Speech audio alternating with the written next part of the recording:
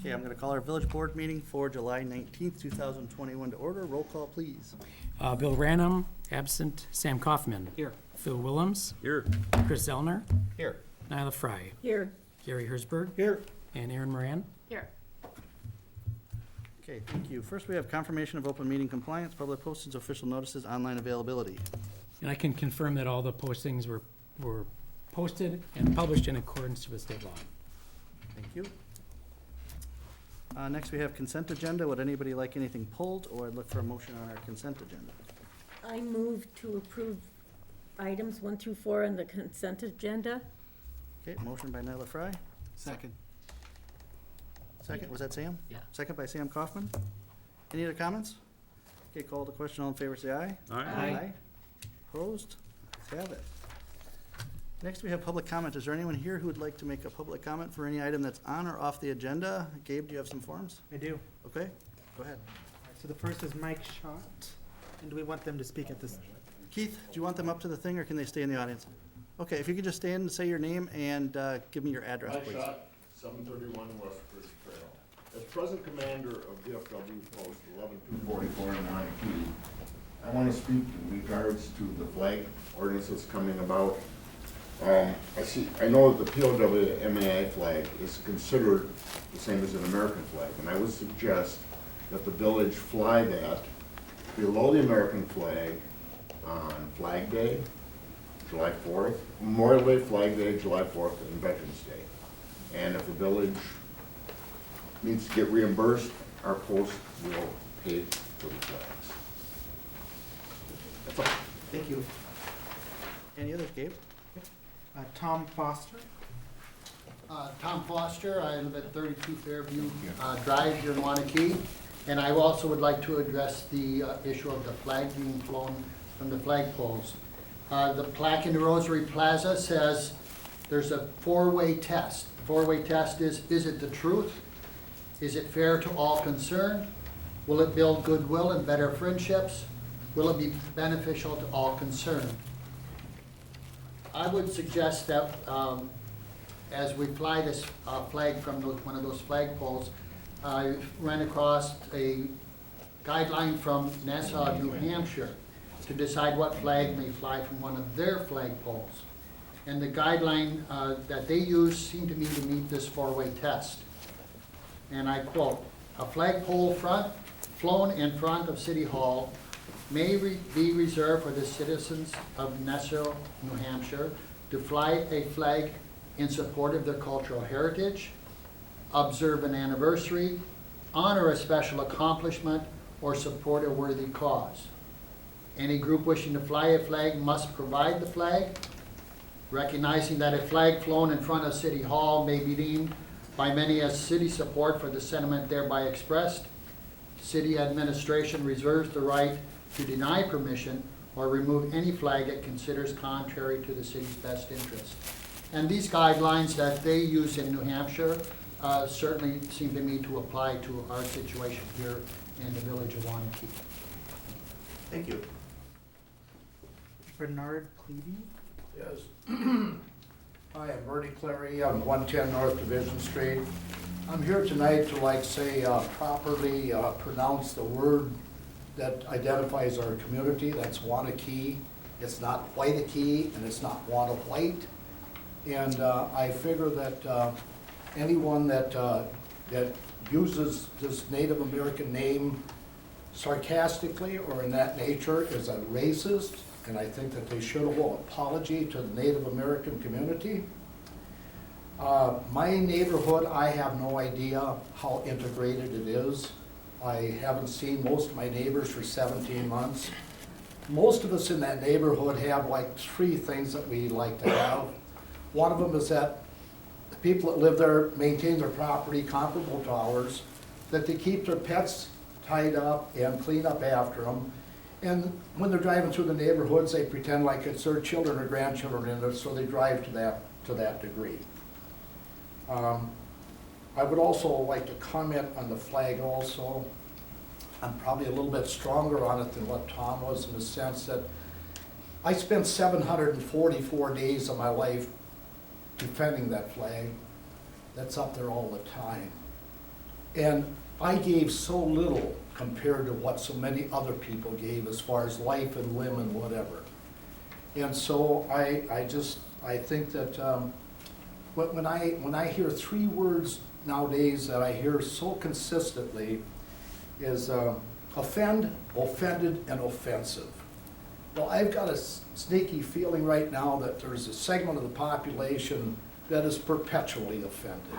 And it doesn't really matter what it is or whatever it is, and as long as it doesn't go along with them, it's not right. Thank you very much for listening, and I apologize if I offended anyone. There's only one nationality in this country that I've ever offended, and that's my own, my Irish, but I quit drinking, so that helped a lot. Thank you. Well said. Thank you. Gabe? Maria Pat. Okay, two quick topics. Has nothing to do with anything that's been spoken of this evening. First, trains and the blaring of train horns. I'm hearing those much more frequently than I ever have. It started probably in December. They are at all hours of the day and night. Daytime I don't mind so much, but at 5 a.m. or at 3:30 a.m. or at midnight, I do get a bit annoyed. I did make village staff aware that I was hearing this way back when. I did contact the railroad and received a response back. They basically said train whistles are regulated by the Federal Railroad Administration. There are no time restrictions on railway travel, and whistle complaints can be directed to the Federal Railroad Administration. And this last sentence, there is no record of the Waunakee crossings in a federally approved quiet zone, which is contrary to the information I was given. And I don't know whether it's because the area over on Mill Street, whether it's technically Waunakee or Westport, but I was told that about 10 years or so ago, that became a quiet zone. So they don't know about it. With more homes being built in the Heritage Heights, and with more apartments being lived in on Main Street and off of Main Street, those three main crossings on Division, Mill, and South are going to be hearing this blaring horn more and more. And so I'm just wondering if I am the only person in Waunakee that hears these horns, or if anyone else is hearing them. And if you're okay with that. So I just bring that up. Another topic, lights. And lights being on at all hours. I know that we have some ordinance about light pollution, and when a business goes in, they're expected to have lights. That's two. 15 seconds is what he's saying, you have 2 minutes for public comment. So Okay, I thought I read 3 on something, but never mind. The problem is more and more people are decorating with those nice strings of industrial lights that are left on all night. I don't know why, but every light in our neighborhood shines into my bedroom, including the one on the corner that the village maintains. And it's quite annoying at times. I thought at Christmas that those lights would go off. They haven't yet. So I'm concerned about light pollution. Thank you. Thank you. Next, Gabe? Yeah, is it Nick? Yes. Yes, Nick Mishler, come on up, Chris, along with El Dasso, are from the Waunkee Area Public Arts Commission, and we have something special for you. And this is a maquette, which is a representation of art. It's representation of the sculpture monument on the high school plaza entrance. And thanks to the village for the strong support and encouragement, we were able to pull that off. And so there's some sharp items there, so just pull it out. You gotta come out. You pull. I'll hold. There we go. There you go. And it says, illuminating a path, Waunakee illuminating a path, signed by Michael Kalish, the artist. Mr. Kalish is very fond of the time he spent here in Waunakee, and we're trying to get him back to visit with his family. And so this is a celebrate excellence in education, honor all teachers and staff in the school system, both public and private. So thank you. Thank you so much. Thank you for all your work with this as well. Well, and we look forward to the next project, working with the village, the Ho-Chunk Nation, the town of Westport, the school district, the Bowles Arts Program, and Universe City Alliance to celebrate and honor the Ho-Chunk Nation. So this would be a major project, and we look forward to it. Awesome. Thank you so much. Thank you.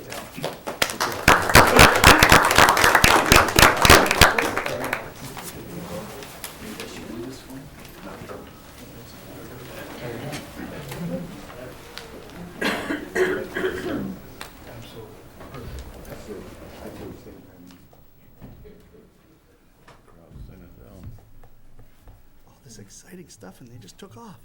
Okay. Hey, Is that everything? We're good. All right, sounds Chris? good. Yeah, Todd, go ahead. In the past, I used to try to make a habit out of giving bits of good news during the public comment. I want to get back into the habit, actually kind of steal the idea from the school district. I think they tend to try to do that. But I want to just share something pretty neat.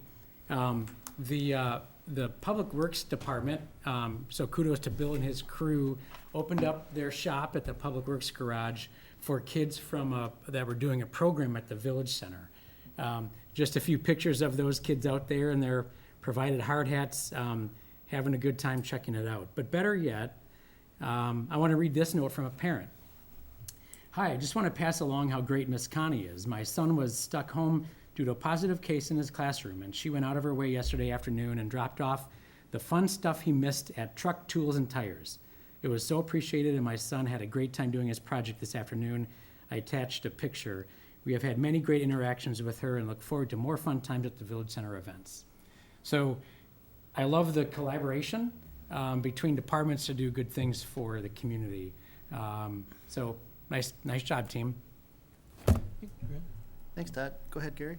Just one more public works thing, coming into Wanafest, the flowers in this community I've traveled a lot recently in the last month or so in a lot of small towns around the few states, and our flowers are beautiful, beautiful, and thanks to Public Works for doing a great job. Ditto on all those things. That's great. Okay. All right, let's move on then. Thank you for those comments. License and permits. Discuss and take action on operator license application for Joshua Heimbecker. And in Kaylin's absence, I'll quickly note that the appeal was made by the applicant mentioned. That went to the police committee where Sam and Nyla were in attendance. The police committee recommended upholding the denial of the license. That then sends it forward to the village board for final action on the denial. Nyla? I move to deny the operator license application for Joshua Heimbecker, consistent with the policy for revenue of operator license applicants. Okay, motion by Nyla Fry. Second. I think it was Phil first, so I'm gonna say second to Phil Williams. Any other comments? Okay, hearing none, I'll call the question. All in favor, say aye. Aye. Opposed? Ayes have it. Todd, do you want to grab our guests since we're at that point of our agenda? So our next item is discuss and take action on Ho-Chunk Nation land acknowledgement. I can introduce if you'd like, Chris. Yeah, that sounds good. I'm just waiting for Oh, okay. Representative Lemieux is there.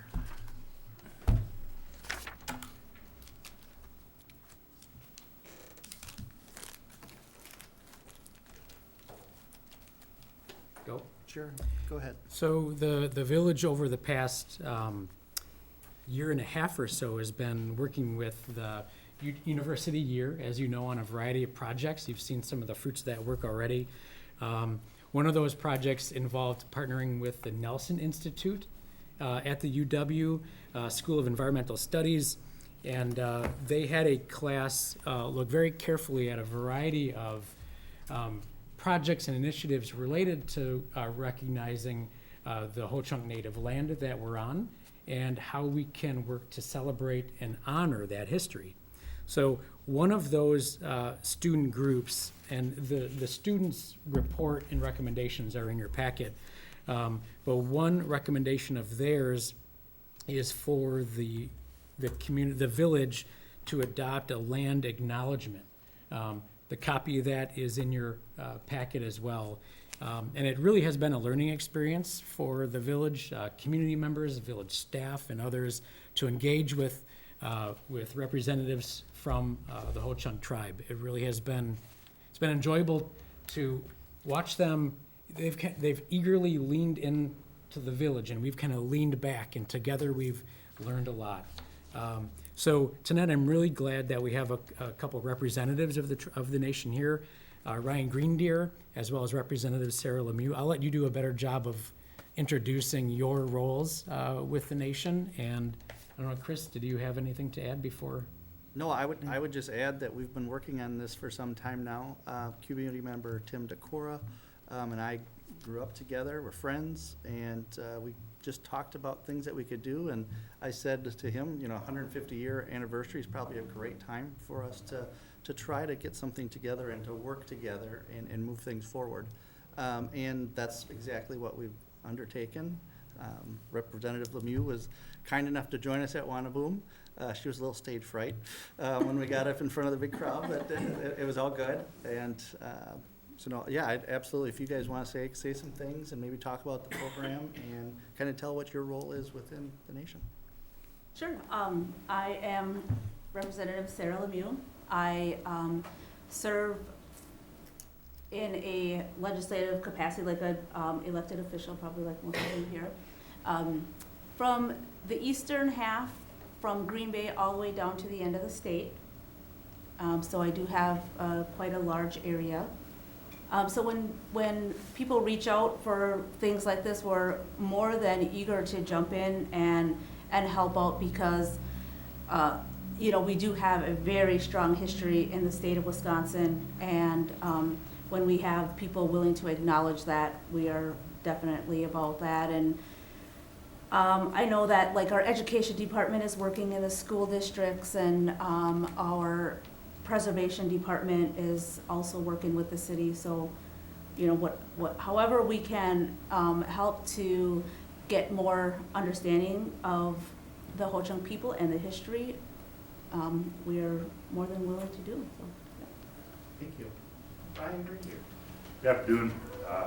Thanks for inviting us out here, especially taking the time to consider what the land acknowledgement is.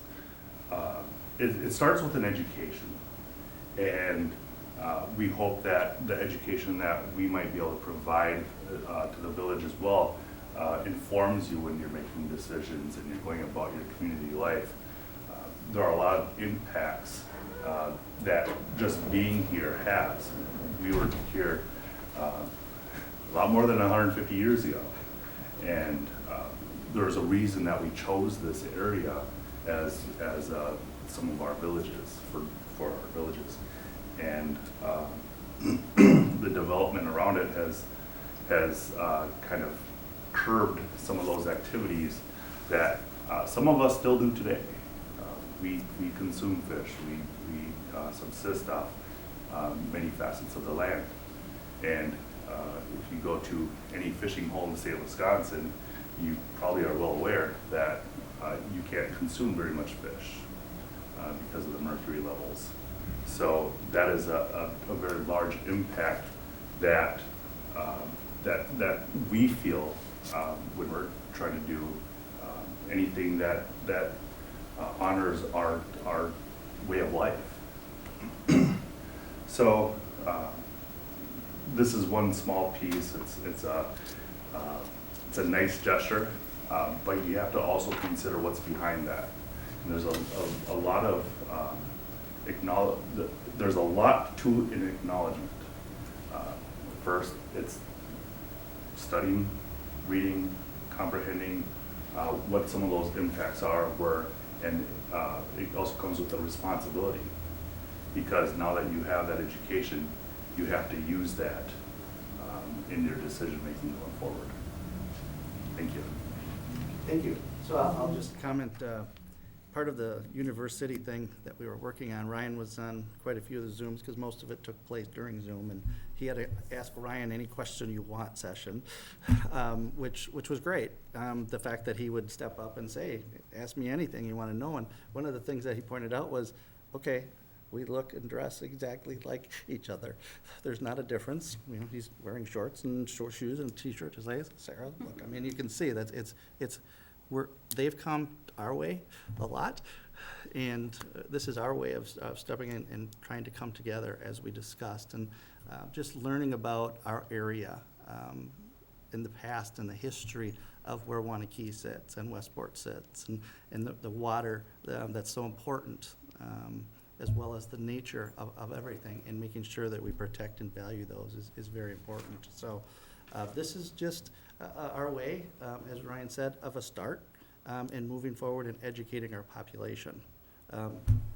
We're just Waunakee. We're not millions of people. There's roughly 15,000 almost of us here, and if we take Westport in, it's about 22,000, somewhere in there. So I thought that this is a great start with it. You can see they're here tonight for our meeting, acknowledging this as well. And we have a recommended reading from our students that we have. And I thought that it was important before we fully adopt that we embrace our community too, and get more input and get more community participation with the Ho-Chunk Nation. And you heard already from Mr. Mishler that part of the arts projects are going to include the Ho-Chunk Nation that we're doing, and having those displayed in our community. So I'm gonna read this at this point for everybody to hear it and see it, and if you haven't read it, you should. But I think it's important that we're reading it tonight, and then we're gonna engage the population after this and move forward. Is everybody good with that? Todd, I'm sorry, I'm just not ready to adopt it, so your recommended motion was that. We're gonna do this, and we're gonna get the. I mean, that makes sense. You've done that before in other matters that are important to the community, to take Absolutely. time in approvals so as to expose the community to the decision. Just like I was present when these meetings were going on, you weren't. I don't think any of you were on those meetings. Yeah, is that fair? Okay, and so that information is what we need to get out to all of you and to the community. So that's the goal, and then in a couple weeks, maybe a month or so, we can come back and we can officially adopt. So what it says is, the following land acknowledgement statement is recommended for village board approval. The village of Waunakee acknowledges that the land we occupy is Tejo, ancestral territory of the Ho-Chunga. That's not what it looks like. Ho-Chunga, all right, see, I gotta learn the words, that's what it comes down to. Ho-Chunk Nation, people of the sacred voice, Ho-Chunga? Ho-Chunga. Okay, Ho-Chunga are stewards of these lands and water since time immemorial. Settlers attempted to forcibly remove them from their homelands by exploiting a series of land cessions and treaties, including the Treaty of 1832. However, the Ho-Chunga, there's not an N there, I can't get that, I'm trying to get, all right, I'm gonna write it right now, Ho-Chunga, so I won't make that mistake. Resisted these conquests and asserted their sovereignty as a nation. We addressed this trend of disposition of upholding Ho-Chunga. Ho-Chunga, right? Ho-Chunga? Woosga. Woosga, way of life. Sovereignty, culture, language, and environmental practices. Acknowledging these atrocities is only the first step towards reconciliation. Through relationship building, education, and action, the village will advocate for a shared future with the Ho-Chunga Nation. So that's what our statement is that the students gave, which is great, and I look forward to us having that motion in the future for us to have this, and involving our population in a big way, so they can all learn, understand, and realize where we've been, where we're going. Because 150 years is a short time, as Ryan pointed out, that we've been on these lands. So, thank you both for coming here tonight so much, and I look forward to working continuously. Oh, you wrote something for me. Just the pronunciations. The pronunciations, perfect, perfect. So, thank you both, Yep. and look forward to meeting. Chris, do you need a motion? No motions tonight, no, we're good. Well, So, I'd like to thank everybody for your consideration on this. thank you so much. Thanks. And Brian, thank you for these. I will make sure I'm right on with them the next time. Perfect, If you ask me to perfect. speak in Spanish or another language, I probably do the exact same thing right now, so, all right. Thank you Very so good. much. Okay. All right. Thank you. Thank you. Okay. Wow. I I used to be a school teacher. I did massacre some names then too, I guess, but, all right, we're moving on. Discuss and take action on the proposed usage projects of American Rescue Plan Act fiscal recovery funds. Todd? Well, I guess I'll start by asking, once I get to the right slide here, Renee, if there's are there any new updates in regards to the law that we've learned since we last met with the board? So they did, last Thursday, I believe, they came out with a few more questions and answers. They don't really change anything we've talked about so far. The comments on the interim final rule were due on Friday. So I'm assuming the Treasury is processing through all those final remaining comments, and then they will come out with the final rule. That will be the time when we'll just have to scrutinize it again and just make sure that we have a good understanding on the uses. But yeah, so really nothing new from last time, but it's still kind of a a lot of moving parts. So with what we know about ARPA and the rules, what we're proposing this evening, we believe to be in compliance with that based on the knowledge that we have today. And I'm hopeful that it doesn't change that drastically, that it would, eliminate any of these, but we would just be cautious on that. So with that, I want to walk through sort of Renee and I worked with, we listened to the board at your last meeting. We worked with our department head team to put together a version 2, as this calls it, and having digested through this for a month or so. And what we've done is put 3 categories of projects forward for you tonight. One are projects that we're recommending the board give the green light to today, so that staff can begin work on implementation. There's others that we'd like you to give conceptual approval to, which will then give staff confidence to pull more details, certain numbers together for you to approve at a later date. There are some projects that we're recommending that we sideline that had been discussed at a prior meeting. And then we'll kind of summarize how, with these recommendations, the dollars play out and what's left at the end. And there, as a reminder, we do have 1.4 million and change. What we're suggesting tonight, the combined immediate and conceptual approval projects do leave, I think it's about $300-something thousand of balance that would still have to would be there for the board to consider use of in the future. As a reminder, we do have until when to fully expend those dollars. So you either have to expend it or obligate it in terms of like a contract by December 31st of 2024. And then you have until 2026 to spend anything that had been obligated at that time. Okay. All right, so first, the projects that we're recommending for immediate approval. As was brought up by the board when we talked about the concept of addressing the residents who might be at greatest financial risk as a result of the pandemic and are in an at-need situation, are served well by a couple groups in our community, one being the Waunakee Neighborhood Connection, the other being the Food Pantry. So after our last meeting, I reached out both to WNC and the Food Pantry, talked to them about your discussion, and asked them for proposals on how they could directly address the impacts caused by the pandemic on the populations that they directly serve. So those 2 proposals are in your packet. Lisa Humanik is here from WNC. I'm sure willing to answer questions if you have any. So this would be to, the other thing I would suggest if we do approve this, recognizing that WNC and the Food Pantry serve populations beyond the village's boundary, that we essentially present a challenge to the service area that the organizations serve, and ask those communities to also step up in supporting these organizations. There are some obligations that fall upon WNC and the food pantry to properly report. That's where Renee would step in and help working with those agencies. But the proposals are included, and let's pause and see if you have any specific questions about those.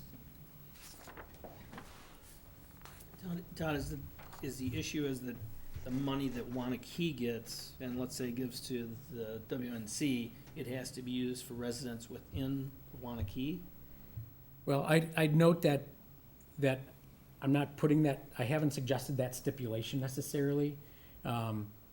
Although you could place that stipulation, I think that, No, I'm just wondering, There is is it no governmental? federal stipulation that Oh, it would oh, have to be, that's my yeah. question. So, because, these not-for-profits are within Waunakee, Okay. it's not, doesn't need to be exclusively for Waunakee residents by the federal government. sorry, I didn't follow you right there.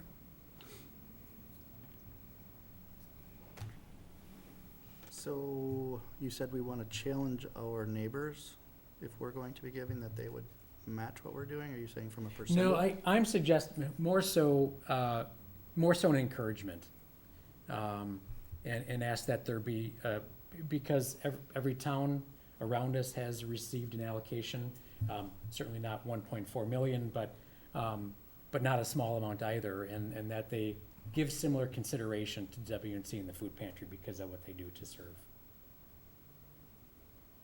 So, while I full-heartedly support the neighborhood connection, it's hard for me to say we're gonna take dollars from Waunakee only to give there if they're not willing to participate.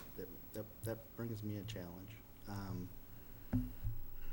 Within that, even if it was, whatever their amount is, we look at a percentage. I mean, it says 60,000 on here, but whatever that percentage would be, couldn't we put that request out there, have a conversation with those other bodies before they're making the decision, or before we're making this decision, so we could say, here's who else is participating. I just think it would be hard for some of our residents to say, well, we're giving our money and they're not. Well, not gonna put you on the spot, and it's okay to say, Todd, I wanna think about this before answering, and then we would perhaps delay this to a future meeting. By the way, that's another reminder, there's a couple items there's some timing issues I wanna note for you, but you under no obligation to spend and allocate a single dollar today. So I don't want you to feel that you're in that point. In relation to your proposal, 60,000 was the proposal. Could you make a guess at the portion of that 60,000 that you would speculate would be of direct service to Waunakee proper residents versus those outside of the village boundary? Sure, and in putting the proposal together, I was assuming it was only available for Waunakee residents, so we had only polled our clients who are Waunakee residents in putting the need together. And I assumed if the other villages or municipalities had funding, we would do it specific for the residents there too. So would your intent for this 60,000 to be very specifically only serving Waunakee residents? Right. Okay, Yeah. thank That you. was the thought process behind it. Is there a way to allocate and then track where it goes? So we know that it stayed for Waunakee residents? Yes, Okay. during the application process that they would follow, yeah. Thank you. No, I can't give you similar assurance for the proposal from the food pantry. Well, and the food pantry is primarily equipment that would sort of serve the whole population. I don't know that they could specifically say this much freezer space is only for Waunakee residents. It's maybe not as practical on the food pantry side. So with that said, a potential approach with a food pantry would be to provide a reasonable proportional share of that initial expense, but I don't have that. I don't have that detail for you today. Thank you, Lisa, by the way, for that comment. That helps me. So, okay. Were you asked by the other neighboring communities to put together anything like this? No, we haven't been asked yet or approached about it yet. That concerns me a little bit, but as long as we can manage that for Waunakee, that's fine. I think we could set a good example and, encourage them by our actions, and, I think the reason we're getting this money is there's people's lives that this can really impact, and I wouldn't wanna not do that just because, you know, someone isn't joining us, but. Yeah, and I didn't mean to infer that we Yeah, wouldn't. It was more to say, all right, if we're giving 60, why don't we try to get Yeah. the others to kick in the same percentage we're kicking in, because that's gonna be better for the whole, Yeah. to have more funding. So that's how I looked at it. Yeah. Not to say no. No, So, okay. Any other comments on this one? Are we just gonna go through them and then? I mean, we're only talking about, you know, a couple handfuls of these here. It might be good to confirm as we go project by project. Why don't we go through the projects and then we'll come back one at a Okay, time we and can go down? circle back. Okay. The next would be related to the presentation you saw a couple months ago about enhancing the audiovisual systems for our government and committee meetings so that we can effectively run a hybrid meeting system. What was realized during the pandemic, as difficult as it was not to be in person, it opened an avenue that we didn't imagine to reach more population than we had before.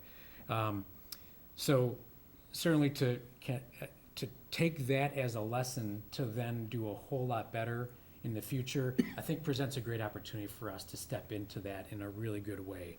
I heard clear from the board when we spoke last time that the notion of investing in something to improve this building when we're contemplating a move to the old library for the village hall function is not a smart investment. That is, so taking that lead, what I'm suggesting is that we initiate the investment in the equipment with the intent that it would be installed in the old library for village hall purposes. As every day goes by, the technology for this the ordering process is getting extended. If you recall, when we talked a couple months ago, he was saying you could expect 5 to 6 months lead for the equipment. So what my recommendation is that we place the order for this specific technology now to serve our move to the old library. So that's what I'm proposing here today. Okay, questions in regards to this? So Todd, has AVI Systems seen the blueprints of the remodel? They have, they did review those in their due diligence in putting together a proposal. Okay. And this price point stays? Yeah, if you recall, when we met, we asked about the idea of installation, uninstallation, and reinstallation, and all we had was one installation quote. So essentially, this is the one and done solution. If we were to do the install it here, move it there, we'd be talking about a higher number. Okay. Any other questions? Okay, next. Buildings and grounds. Here we got good feedback from our department heads in looking at their facilities, how to effectively run safe and more productive programming. The Village Center, in which we serve a lot of residents indoors, has a proposal to do a full building. Initially, if you recall, we were just looking at Senior Center, but we dove in a little deeper and got a proposal to support the entire building system. The Senior Center, if outside the doors from the dining hall, there's a patio above the lower exit. They're looking to do a balcony over that space to provide an outdoor seating alternative for more space. An awning over the Awning. balcony. What did I say? A balcony over the balcony? Okay. That could happen. Community room at the library, we recognized just not long ago with our attempt at a village board meeting there that the room just isn't sufficient for anything much beyond in-person meeting approaches. So they're looking to make improvements there. And then at the library as well, a larger tent and chairs and tables to run programs outside to expand their capacity and safe programming. So that's those items. Question about the large tent and chairs. How big of a tent are they thinking about? Because I've known people who, because they were involved with a group, they would provide tents for graduations and things, and eventually the groups decided not to do it because the liability insurance was so high. And also, my other part of the question is, will it be village staff putting up and taking down the tent? Exactly how would this work? Because, you know, I'm just curious. Well, I think I can answer about the size that he was looking at.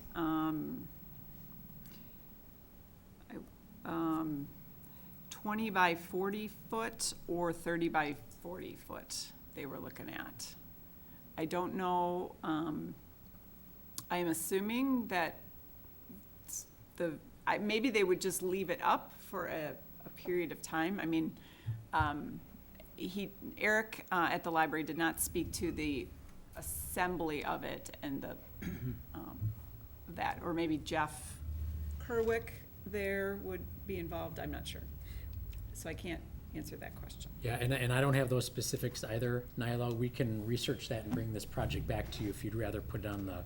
Another question is, would this extend, like they have the community room that I'm under the impression they rent out, would that extend that rental, those rentals? Would it be open for rentals? We talked about that at the library board, actually. They said they would just decide, like, once the tent was there and, you know, maybe if it works, like, it could be an option. Do you have specifics on Nyla's other questions about the functionality, the staff setting it up? No, it was my assumption through the conversation that it was village staff putting it up. It was Jeff and his crew. It would be like for designated library events and even village center, I guess. Todd, I'd like to weigh in a little bit. I'm involved with the Lions Club also, and they do some tent rentals. And they have a unique opportunity when they have to put them up because they have to get not just 2 or 3 people, it's about a half a dozen or more. They have to anchor them down for wind, and then they also have a storage issue and transporting it to the site. I don't know that the library is gonna wanna store this tent anywhere in their building, but I think we should bring this back to them after they look into that and answer some questions. That's fair. Yeah, we need to know the logistics of how it's going to work. So I would, for those, because I have a little experience with these tents from our festival, the 20 by 40 tent is roughly a food court tent. The 30 by 50 is more a beer tent type tent, or laser tag tent, whichever way you look at it. A lot more goes into the 30 by 50 than the 20 by 40. It's generally 4 high school students that set it up, and it takes them about an hour. So the transportation, they're just like any of the blow-up houses where they kind of fold them, roll them up, and have them there. So I don't know if Public Works has any room for it to be stored out there, but that's also a potential. We do have other facilities that we could store it at, and I do think it would open up our library for other functions to come there as they have programming needs within the community. I think that would be a great asset for us since we do have the green space to do it. Well, time is on our side, so let us work to get good answers for you. I'm also on the Lions Club volunteer setup and teardown crew, so I know what that. I also have pinched enough fingers to know what that's like.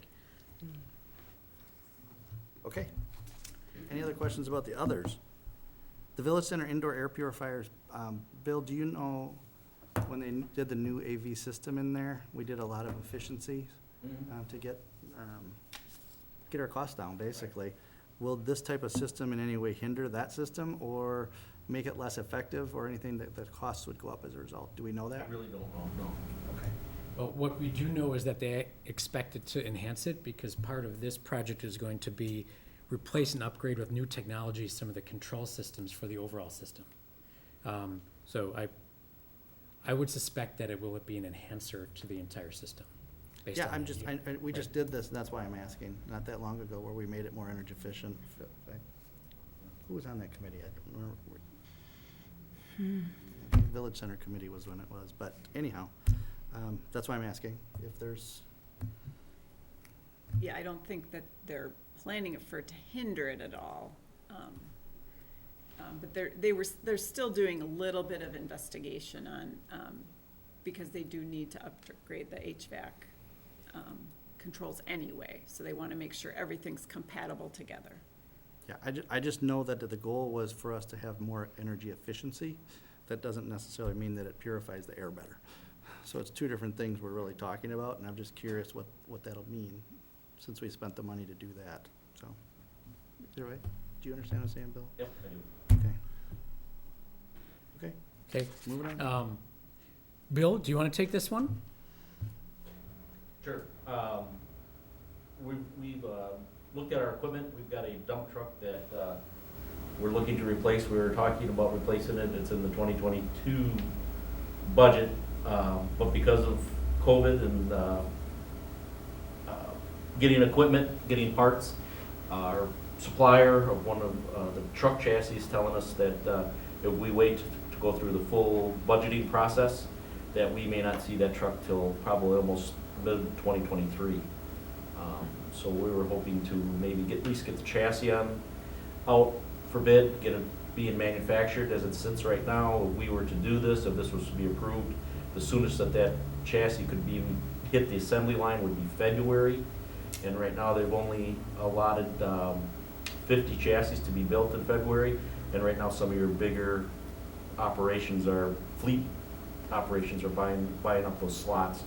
One of the vendors that I've talked to is actually holding a slot, hopefully for us, in hope that this will work out. Otherwise, we wouldn't see it till 2023. And the truck that we're looking to replace is in desperate need of replace. It's from 2004, I believe, and we've already replaced the box on it. But it's in pretty rough shape for plowing and snow removal. And that's that. The track machine you want to talk about? Is that up there? Oh, it's top one, sorry. Got my glasses on, I can't even see it. And then we're also looking at a track machine through a lot of our process, especially with the stormwater management we're looking at, as well as the retention ponds that we have. We're feeling that we could get a track machine would help in a lot in our maintenance of some of our retention ponds and trying to control some of the weeds. They just will be able to get in and out of some of those areas a lot better than a regular Bobcat. Plus we're finding and talking to a lot of different communities with track machines, they're finding them to be a lot more handier in snow removal and getting around. There are villages and municipalities, they tend to be a lot lighter as far as the print on the ground, so you're not tearing things up as bad as you would with a regular Bobcat. So that's kind of why we're looking to try to get one of those as well. And having Bill propose these relates to what we heard from the board and talking about capital expenses that we'd have to address in a future regular fund budget, but address now early and then relieving that burden on a future budget. Any questions? Okay, go ahead, Todd.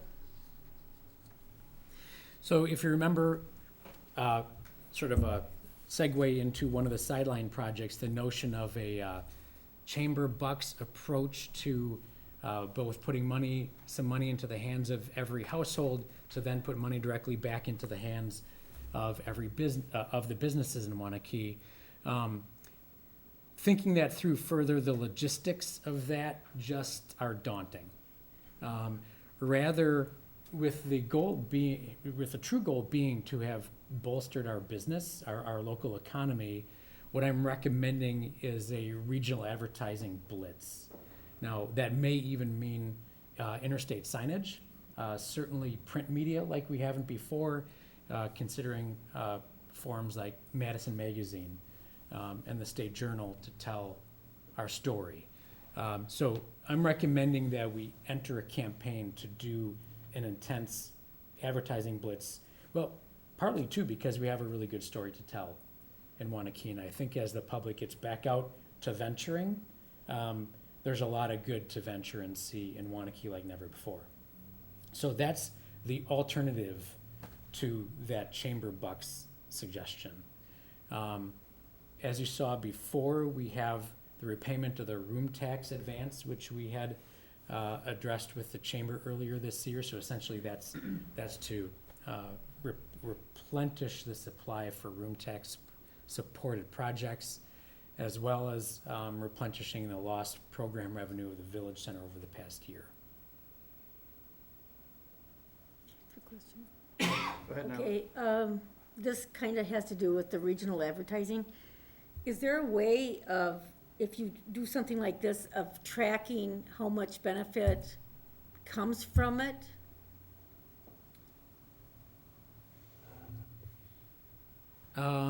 I'd have to talk to the media outlets. I mean, they'll tell us like how many views they get. Unless you survey or utilize have the businesses talk to their, it looks like you're ready to answer. Tourism czars here. A little bit. There's like, statistics on, advertising or the return of investment of, different like media, but I guess my question for you is like, would we contract this out to someone that might have that information, or would this be something we, like, as a village, like, disperse in different outlets? This budget would both engage a marketing expert as well as support the investment in the actual advertising methods. Okay. I was gonna say something more, an investment and maybe something more long-term than just like a, 2-month or a winter thing. If there's someone that could set us up with things like that, if that makes sense. For that, I guess I would like to see more specifics pertaining to it, rather than supporting to approve it the way it's stated now. I would like it to be more specific and detailed.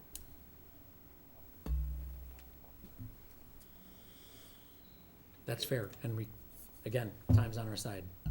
I would ask like for that number or just the project in general? Is that?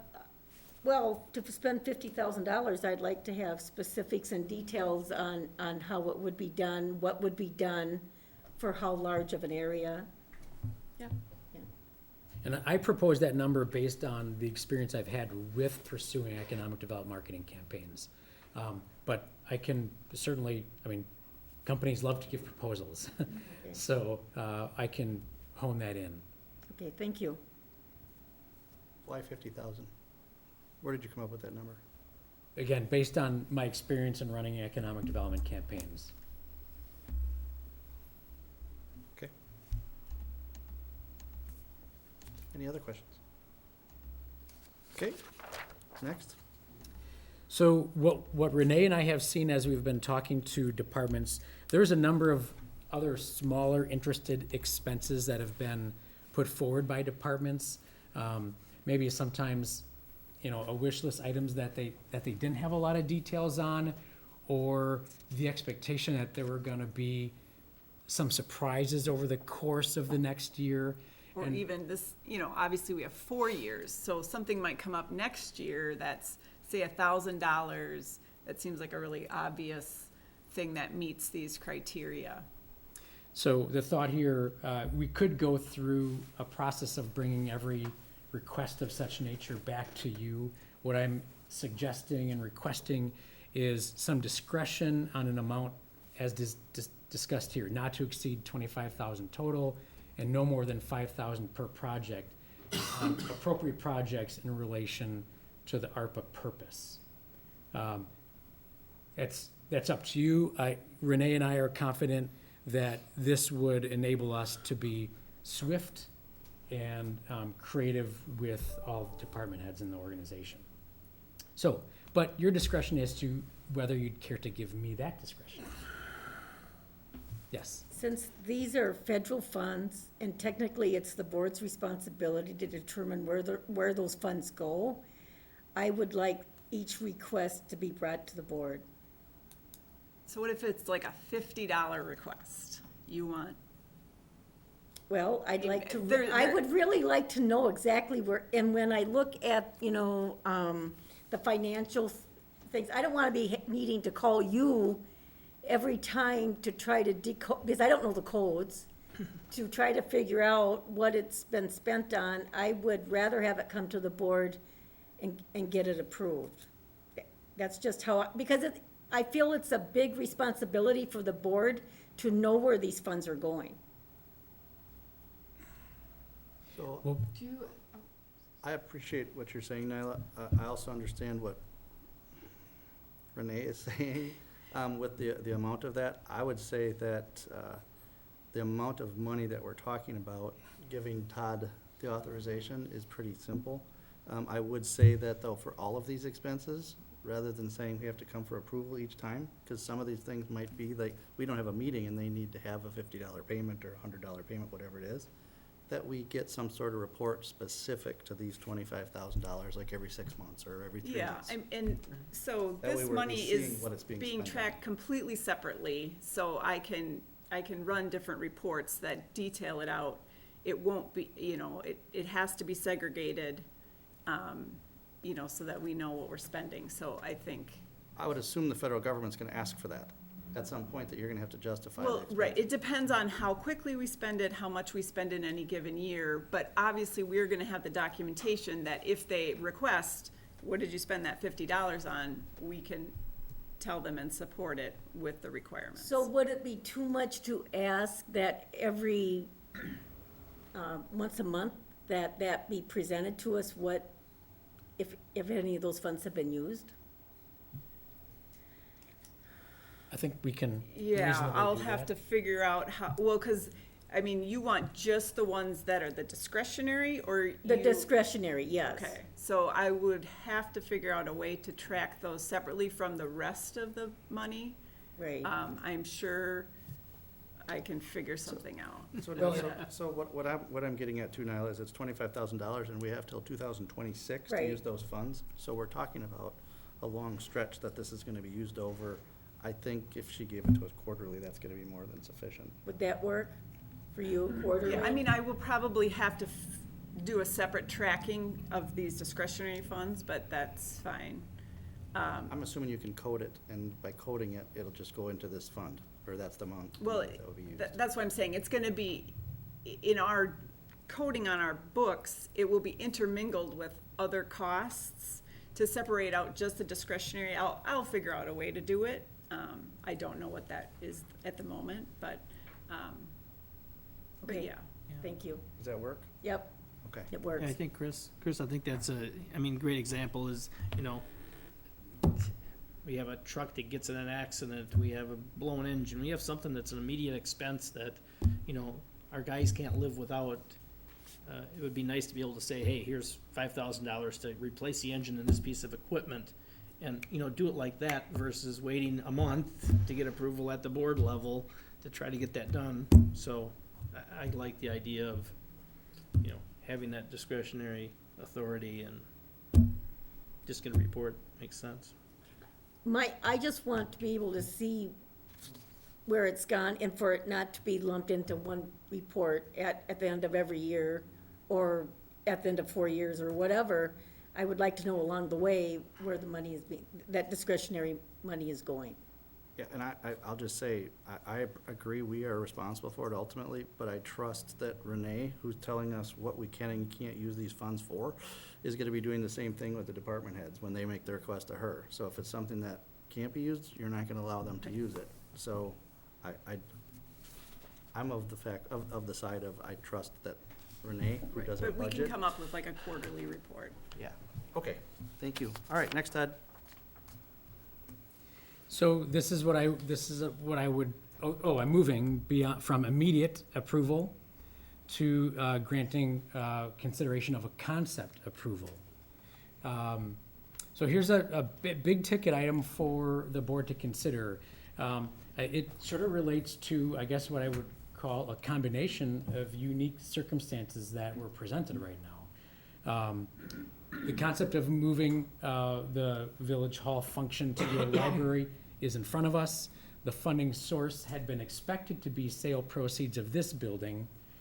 The climate, the economic interest in this building for commercial uses and office uses certainly changed amidst the pandemic and now post-pandemic. So as opposed to hinging our move upon a sale. What I'm suggesting is the potential to succeed in a move with then subsequent decision occurring on what will eventually happen with this building.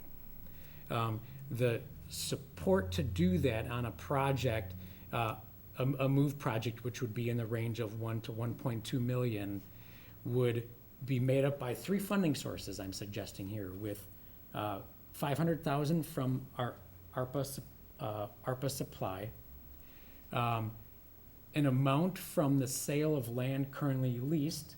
Now, later on your agenda tonight is the discussion of property the village owns on which a private senior housing development exists.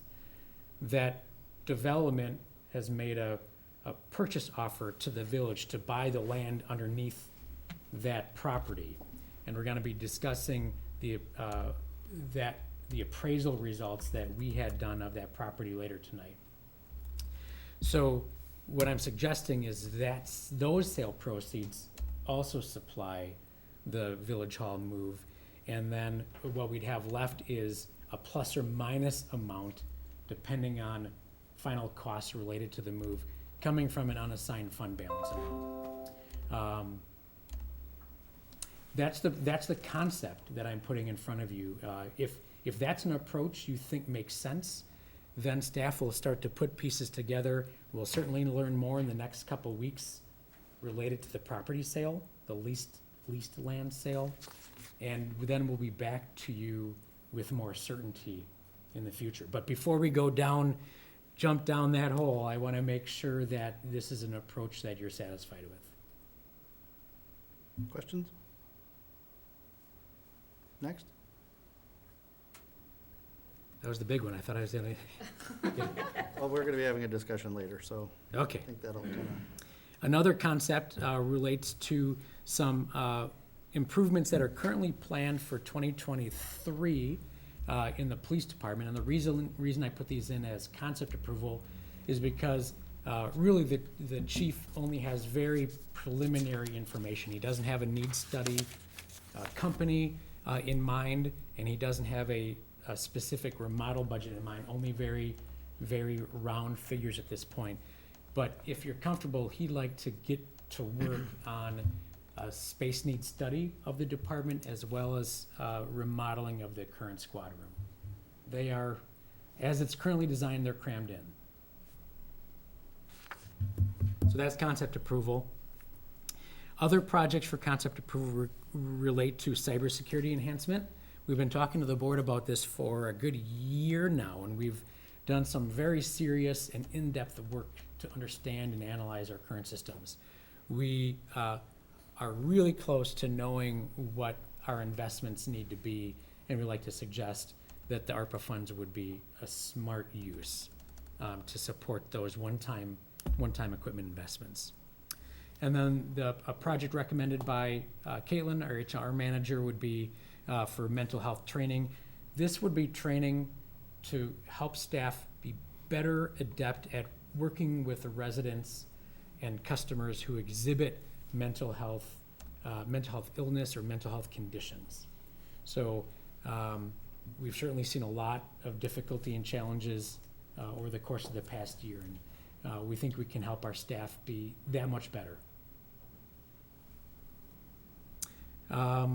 So moving on to sideline projects. Oh, sorry. So the cybersecurity enhancement, is that something you're looking at for, when you say these are concept approval, are you looking at something in the next year, 2 years? You say you're right there with. Well, so we're currently in the midst of doing our RFP for the IT services provider.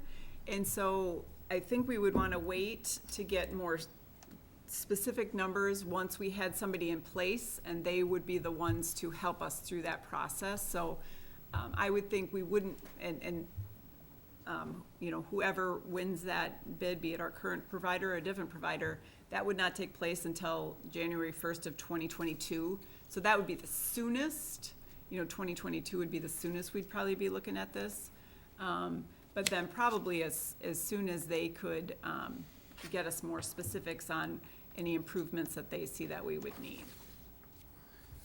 So in essence, since we're gonna be talking about our budget, as we planned out tonight, before this meeting, 2022 is, we're already planning for that, right? Correct. Well, once we get our proposals back, then we will know, we're asking them what one-time costs that they would have, and then what are the ongoing costs. The ongoing costs would go into our normal budget process, but any one-time costs, we're hoping we could use some of this money. This is actually a recommended use in the federal guidance, is cybersecurity enhancements. Okay, then, okay. Any other questions from anybody else? All right, let's go back through these then.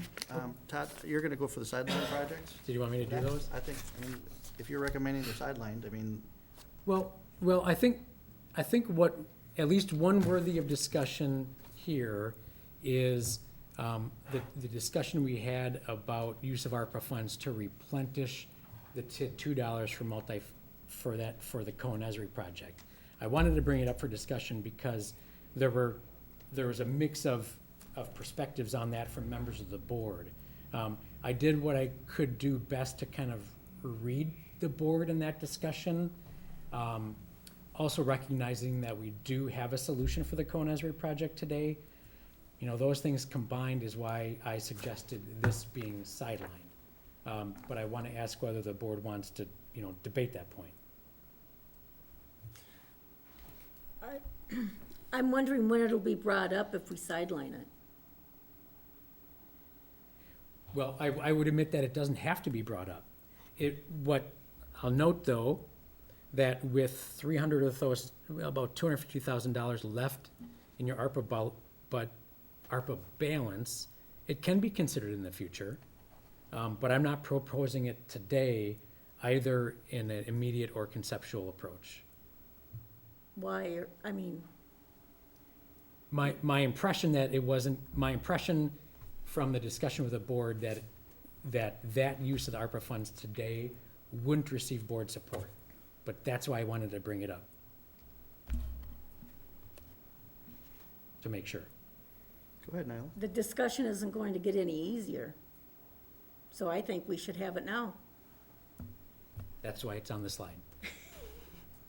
Okay, then let's have it now. Nyla, you have the floor. I don't feel that all of the funds that we put into the Cohen Esri project through TIF increments should be used for this ARPA project. But I think it would be a good action to put some kind of money back into our TIF, or our Affordable Housing Fund. We need to realize that affordable housing can take many different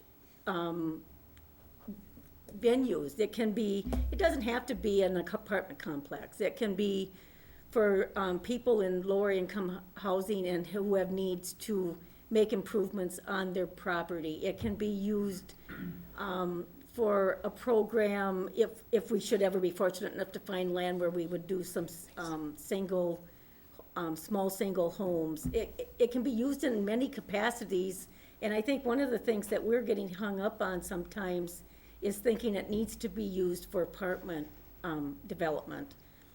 There are many more uses for it, and I think this would be worthwhile because, as I said before, the people who were very much affected by COVID are these lower income people.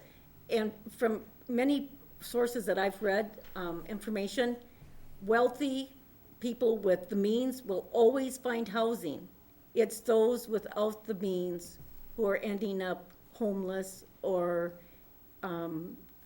with minimal housing. And it's a national project, a national problem. It is not just a problem of Waunakee or Dane County or Wisconsin. It's a national problem, and it's growing, and it's not going to go away if we don't do anything about it. Okay, so I recall from the last conversation, Gary, I think you were kind of on the other side of this. Is that fair? Yeah, I just, I look at all these dollars as dollars that are the taxpayers' dollars, and I think our investment in Cohen Esri was it 340? 326. 326, and there's how much left in that TIF? So there'd be about 100,000 based on the estimates, still be 100,000 or so left in that fund after we pay out Crow and Esri. So I think as a community, I mean, we've already made that commitment to affordable housing, which is far beyond any other community I know, I mean, maybe in Wisconsin. So I think to take more money and put it at affordable housing takes away from other projects that our departments have today with equipment they need or cybersecurity or equipment. So that money is gonna have to be borrowed. And our taxes will go up. This is an opportunity to keep our tax rates consistent and level and, you know, take care of the residents who live in Waunakee today. I think it's an important piece to, we've made that commitment to affordable housing. And we have additional funds that are still available. So I think these funds need to be something that directly impacts the taxpayers and keeps our tax rates, you know, in that bottom 25% of Dane County. Sam? Well, I mean, we have $254,000 there in addition to what we've proposed. I don't think anybody here has said that we're gonna make a full contribution to this fund. We could do something smaller. But what we have to remember is that workforce housing is an investment in the future of this community. It's an investment in these employers, helping them get, housing is not getting any cheaper. Land is not getting any cheaper. And this is an investment in the future of the economy of this community. And there's other projects that we can use it for. We can use it to invest in helping repair homes in the historic downtown. There's a lot of ways we can go with this. And I think sometimes we forget that. It's not just for the affordable housing. We can use it for other housing projects within the community to help improve it and make it better. So I would like to see at least some contribution to it, not necessarily a full replenishment. Okay, Phil? Tough subject. I know that we're gonna have other TIDs that are going to be closing out, so we're going to have funds come up in those also. So this is it's gonna be an ongoing issue. I can see taking part of it and putting it towards that Cohen Azery funds that we have, and then we'd take those funds out and put them in along with this 100,000 that's left over from there. Yeah, that's all possible.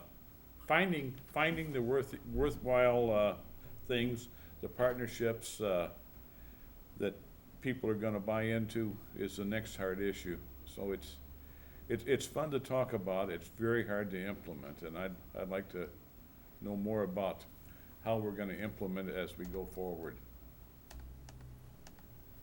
Aaron?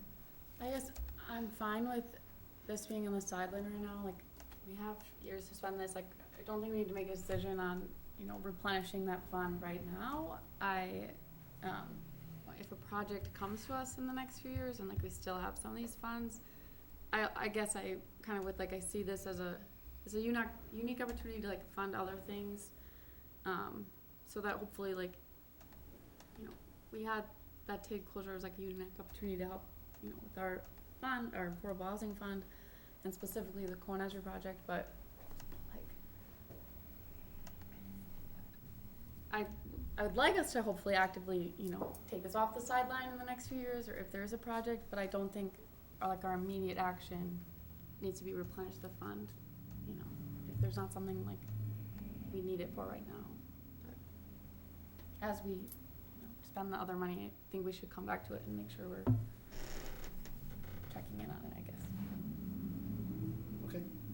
So my comments on this are pretty, I'm pretty clear as far as what I think we should be using these funds for, and that is for our entire community.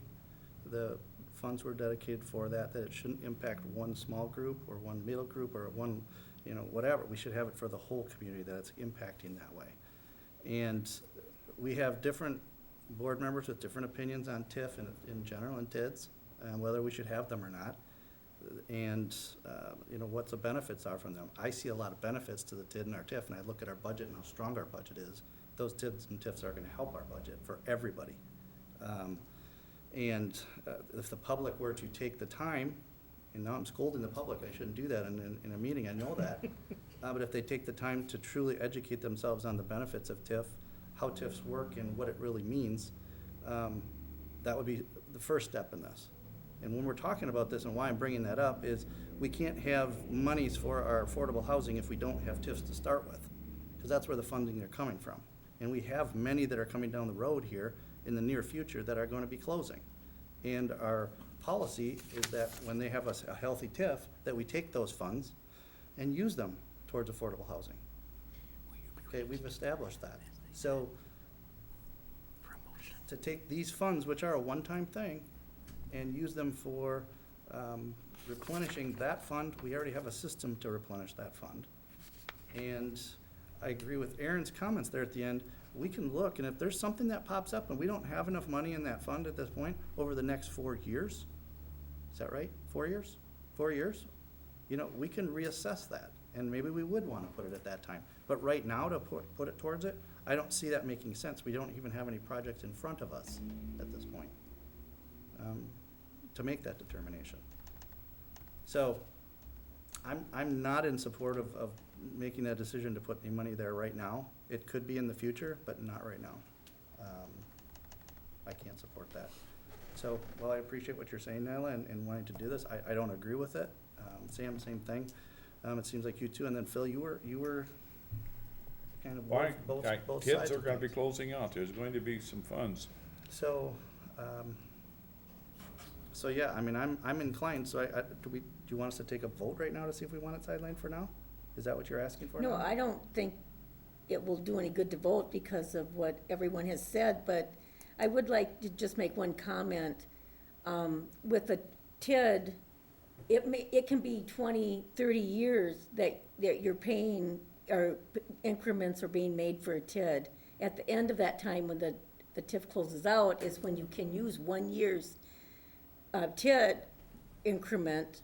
So we've invested how many years, you know, for the Cohen Esri project, we invested how many years into that TID to get 1 year's increment for a housing project? And I think that's something that we need to look at, because if it's 20 years that we're putting into business development, we need to look at the total picture. So with regards to that now, and I want it to be clear out to the public, and that's why I say it's important that the public understands, every TID isn't 20 years. No, It may I be didn't say 8 that. years I or said 12 20 years or how many. Correct, so it varies, I absolutely agree, and they're gonna be different size TIDs as well. Some may be generating $2 million, some may be generating a couple $100,000 like this one, that we just closed. So, you're right, but those funds in the next ones closing in the next couple of years are a significant dollar Yeah. amount. 3 and 4 are probably, you know, are close within a couple of years. Of those funds, and those are well over $1 million in those two. Yeah, 4 is a pretty small one, but 3 has a pretty healthy increment. What is this? With that, so I'm not sure how we want to Well, proceed. Nyla was right. I think that it's clear how a vote would go, so it sounds clear that this remains sidelined at the moment. Are you okay? Yeah, I don't think we would gain anything by taking a vote on it, but I just wanted to have the discussion. Fair, okay. All right, so then let's go. Make a recommended motion. What's your recommended motion? Well, We were gonna go back. we're gonna go back and kind of go through those and look at all those. Well, we're just gonna, so I'm looking at more of the dollar amounts that we're looking at. Do we want to agree to those dollar amounts? Well, Renee's ready to do some calculations and put together the perfect motion for you, Gary. All right. After we get through these. So I'm back to that slide 3 there, Chris.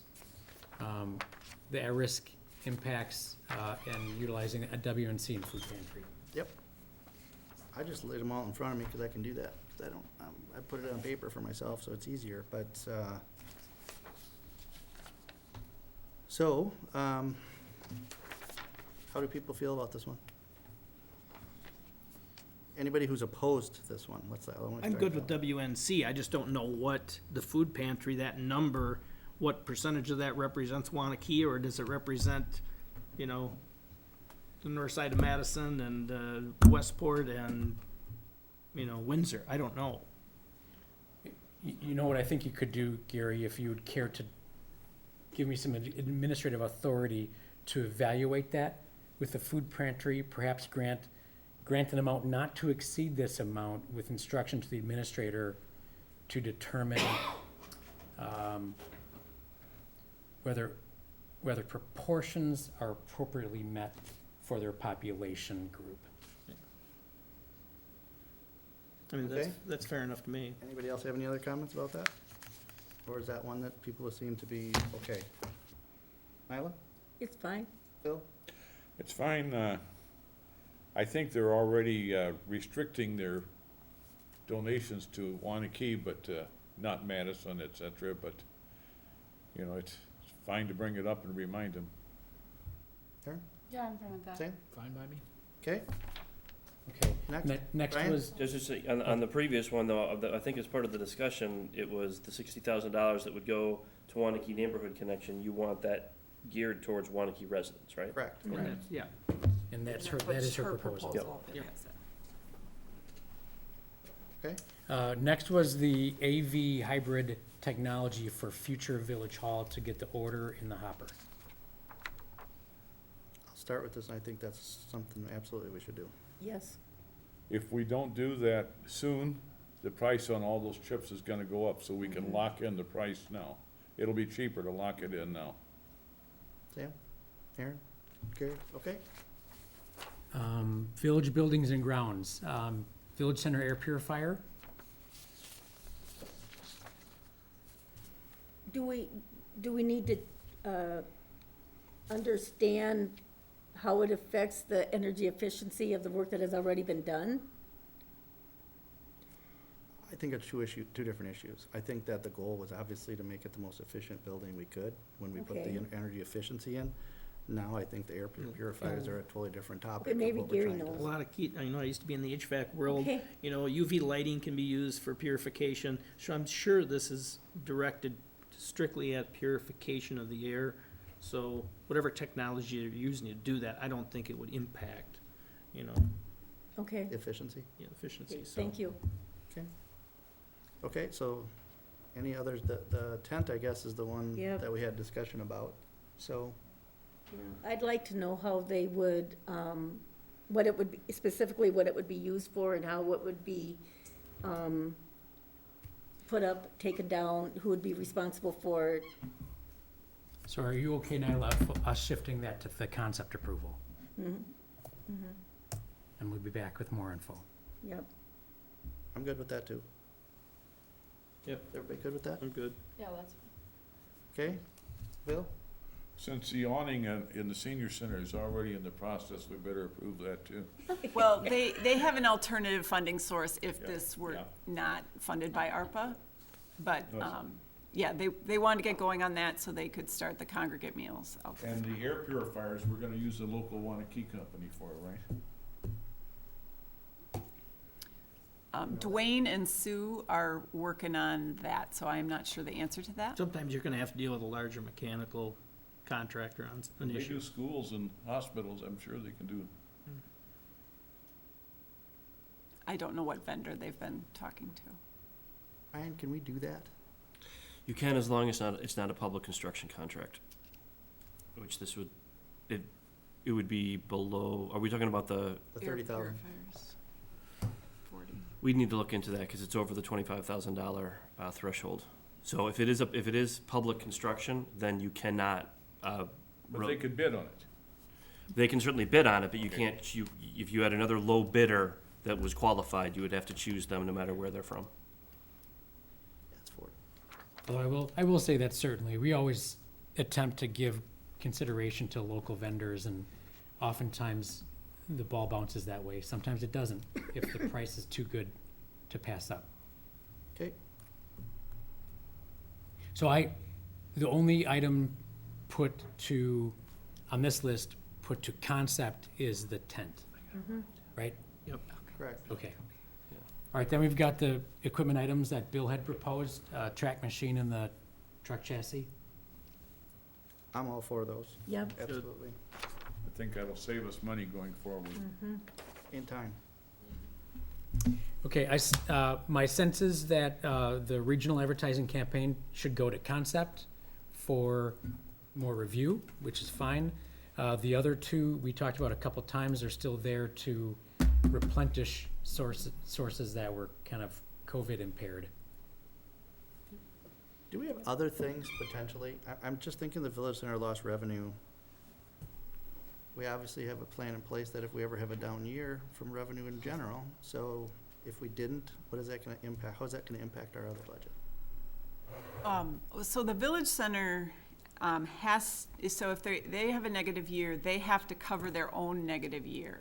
And so that's how much they had to cover for their losses in 2020. Whereas the rest of the funds, or primarily the general fund, that's what we have our unassigned fund balance for. So the reason that they're sort of singled out is because they had to use their own reserves for their own revenue losses, whereas like the senior center losses would be absorbed under the general fund umbrella, because they don't have that sort of standalone policies for that. So with that said, what kind of fund reserves are they at? If they weren't to receive this, what, are they okay? Well, so they have 50,000 in what they call their rainy day fund. They had to use 47,000 of their 50,000 sort of emergency reserves. So it was most of it. And how did they build that reserve? They build that reserve because they attempt to charge a little bit more for their programs than what it costs for their programs.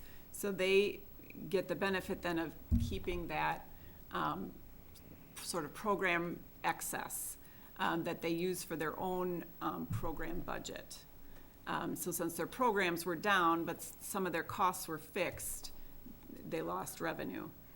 So it builds up as they, so for T-ball registrations, they charge a little bit more than it costs to run the T-ball program so that they can be a more self-sufficient fund. Chris, I don't know what the Westport ratio is for the village center, but would it be appropriate to have them, look at these costs? I don't know that they have any at this point. I think that's I done just threw now. that in there. The portion of There's always Westport- been some kind of, Yeah, but I think that's gone now. Yeah. The Westport funding that came. Yeah, they've filled Right, their- there is no direct funding from Westport for the village center. At this point. People pay a different rate if they're registering for programs from outside the village. okay. It's kind of, I think, been sort of factored into this. So, I hear that now that we pretty much depleted their fund if we don't It give would them take them, I think, many years of good programming to get back this 47,000. like 15 years. I'm not sure the exact number, but it would, Well, they're about 15 years old now, so. it would take a while. So, okay, I'm Good. I'm okay with All right, that. Yeah, I think we need to make them whole. Yeah, Was library rentals, is that part of the budget at all, or is that like extra income that comes in? Was there anything lost there? I don't know that we did not budget very much, because that was really the first year of the library. So I know there's talk about enhancing the rentals or, kind of beefing that up. So there was maybe a couple things that happened in January and February, but they really didn't budget for rentals in 2020. Okay, I didn't know if there was anything. okay, so keep as is, everybody, Mm-hmm. okay? Okay? Okay, This was the discretionary. The last slide. What, Gary? Well, I was just, for Chris, the discretionary stuff. I'm in agreement with this one. Yeah, I'm fine with it. We'll just With the call it reporting. Todd's purse. With the reporting on a quarterly basis, Mhm. at least. Yep. That's fine. Okay? Anybody have any disagreement with that? Everybody good? Okay? And then the concept Oh, ones? yeah, okay, so that ended the meeting. I think we got We're good there. good clarity there, yep. Okay, so then the concept ones, we'll have discussions on those as they come up. Well, I wanna, How much money is that, Renee, that we just spent? Sorry? How much was that total? Do you have that calculated there? The new total for the immediate approval is $548,486. Okay, and I feel like I'm missing one. Did we? Oh, this one. and that's under concept. So what staff is looking for on the variety of concept items is still specific concept approval from the board, so we can feel confident in pursuing these projects, bringing better numbers then back to you for final consideration. Okay. Everybody good with that? Sure. Yes. Okay. So do you need a motion now? So you're saying the entirety of the concept items that we've run through, you're good leaving on the list as concept? Yep. I Okay. am. Does anybody have any that want any of them off? Okay, yes. Okay. So do we Alright, need a so- motion? Well, you can, Brian? if you can use the motion we that have to you change the have here, numbers. but actually that 548, 486 needs to be dropped by 25, because we have it as the separate portion. Well, no, it's in this number. Okay, I so did the that's, math okay, before. okay, That's okay, just the- okay. Giving him the discretion. Gotcha. So you can use that recommended motion that you want on page 75, and you're just substituting the number that Renee gave you for the 605,986 that's there. So 548, 486, Okay, but then the concept approval number increases. Yep, we moved two things, right? So if we're gonna, that 610 Becomes, becomes 667, 500. so there's the motion up on the screen there. Gary? Yeah, I'd move, approve proposed project, UC American Rescue Plan Act funding totaling an amount not to exceed $548,486 to give concept approval to proposed projects, use totaling $667,500, and to authorize the village administrator discretion for approval of projects and expenses no greater than $5,000 up to a total discretionary allocation of $25,000. Okay, we have a motion Second. and second. So motion by Gary Hertzberg, second by Sam Kaufman. Any other comments? Okay, I'll call the question. All in favor, say aye. Aye. Opposed? Good. Let's have it. Okay, next we have, discuss and take action on display of flags and street lighting policy. Todd? This is our second kick at this one before the board. We did get feedback at our prior meeting. Brian and I presented the initial proposal. Your feedback caused us to make a number of modifications. The red line version is in your packet.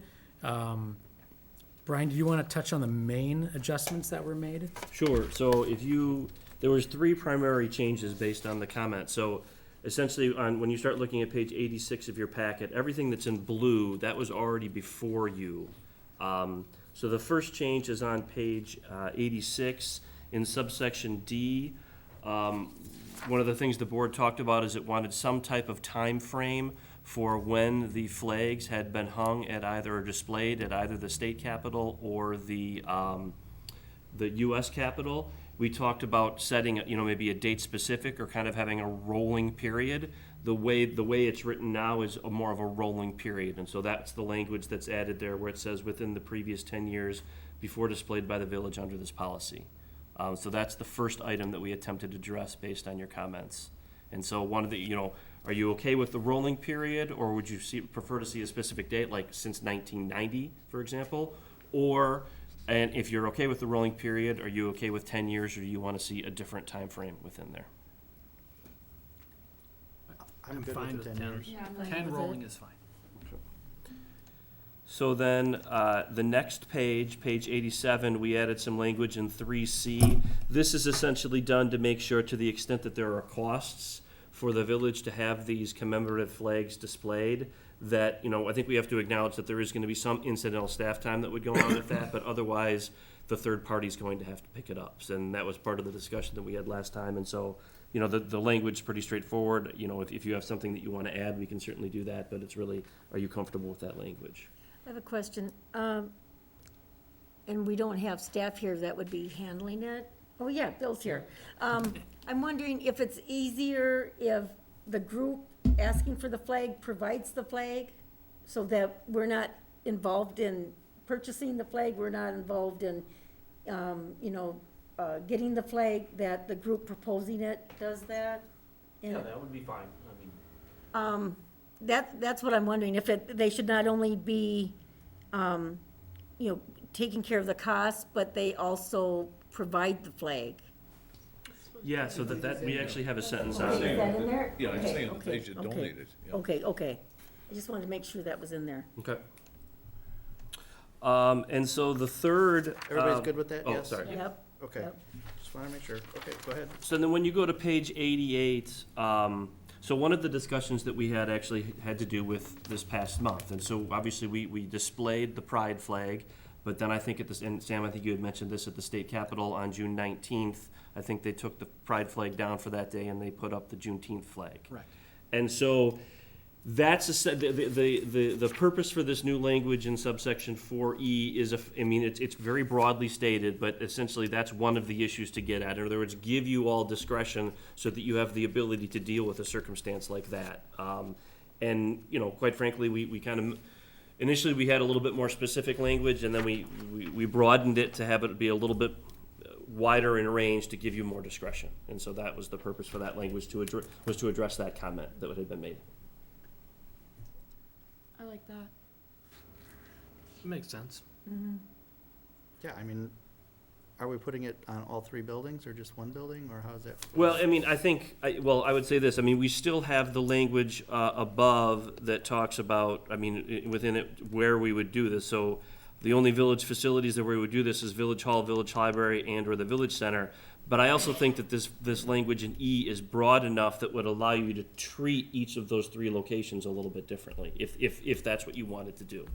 And so, I think we've started from the idea of we want this to be as broad as possible. To be perfectly blunt, it may be that as we go through the years in practice, you always have the ability to modify this policy, and if it turns out that maybe this language is too broad and you want it more narrow in the future, you'd have the ability to do it, but we wanted to start out broad. Okay. Everybody good with that change? Fine. Yes? Okay. And so just the rest of your packet, so then when you get down to page 92, now is the clean version with all of the red line changes on the previous accepted. I have one question for Brian, if I can ask. Go ahead. A member of the audience asked the question earlier about special use of the POW flag during, to be flown simultaneously during certain holidays. Yep. In addition to the one that's flown all the time at, at Village Park or Veterans Park? Village Park. Village Park. Is that possible under this policy? Yeah, so when you look at, if you go back to page 86, we have a number of definitions of flags within, and there are certain flags that essentially are not going to be covered by this policy necessarily, because we have more flexibility. The U.S. flag, the state flag, the Waunakee flag, the POW MIA flag flows in there. So we have the authority to place that POW MIA flag at different times, let's say on the 4th of July, without having to go through this policy, because it's not considered a commemorative flag under the policy. So maybe the easier way to say this is by adopting this policy, you're not infringing upon your ability to do exactly what the resident had requested. I do have one comment. First, I want to thank you both for the research that you've done on this. I did notice under the Ho-Chunk land acknowledgement, it mentioned perhaps in the future presenting a Ho-Chunk flag to the village hall. And I'm uncertain if that's flown over the state or U.S. Capitol. I couldn't find anything on that. I don't want this policy to perhaps prevent us from doing that. So perhaps we could exempt that as a commemorative flag just because it is a Native American nation which is recognized as being from here. I just don't want that to be an issue for us and for this policy to have to come back to us again. Yeah, are you, based on what you're saying, if that were to occur, Yeah. and they're not part of that, we still have the flexibility that we could do that. Well, I think, By this modifying the would be my policy. recommendation to you. I would, let's see how this plays out. With, but then, to me, then the way to do that would be to the extent that you're gonna come up with a way that you wanna handle that flag, then now that's not gonna be a commemorative flag. It's going to be more of kind of, for lack of a better term, a standard flag that you would have. Right. And so we would update the policy to reflect that. Okay. So that, I mean, that would just be my thought at this point, is let's wait to see how it's gonna happen, but then we may need to update the policy to address it. Thank you. Okay? All right, any other comments? As Sam said, thank you guys for going and getting this done. I think we moved very quickly to get our policy in place and very proactively to get a good policy in place. So with that said, I'm going to make the recommended motion. Even though I don't have it in front of me here, there it is. Approve of the display of flags and street lighting policy. I'll second it. Second by Nada Fry. Any other comments? Okay, I'll call the question. All in favor, say aye. Aye. Opposed? Ayes have it. Thank you. And next we have, discuss and take action regarding potential sale of village-owned property at 607 Reef Drive, current location of Country View Apartments. The only thing I'd note is we don't expect action to be announced out of closed session. I would agree with that. Okay, so make a motion and then read, right? Or read and then. Yeah, I mean, I think that this is an item that was on your agenda, I believe it was in May. Todd had received a letter from the entity that is the tenant on the property over at 607 Reeve Drive. Staff was directed to, take steps to be able to provide more information to the village board as we consider this. As Todd noted, we did get an appraisal, and I think, we need to kind of talk about the results of that appraisal in closed session to get further guidance from you on whether or not you want us to continue to proceed. Is the appraisal something that can be released to the public? I think after our discussion, if that's something that the village board wants to have done, yes, it could be, but right now it's a confidential document. Okay, just wanted to ask. Yep. Okay, so motion and then read motion. I would read it and then. Okay. The village board may convene in closed session as authorized by Wisconsin statute 19.851E for the purpose of deliberating or negotiating the investing of public funds or conducting other specified public business, whenever competitive or bargaining reasons require a closed session. The village board may reconvene in open session and discuss and take action on the subject matter discussed in closed session. So I'd look for a motion to go into closed session. So moved. Motion by Phil Willems. Second. Second by Aaron Moran. This is a roll call vote. Aaron Moran, Yes. Gary Hersberg. Yes. Nyla Fry, Yes. Chris Zellner. Yes. Phil Willems. Yes. And Sam Kaufman. Yes. We're in closed session.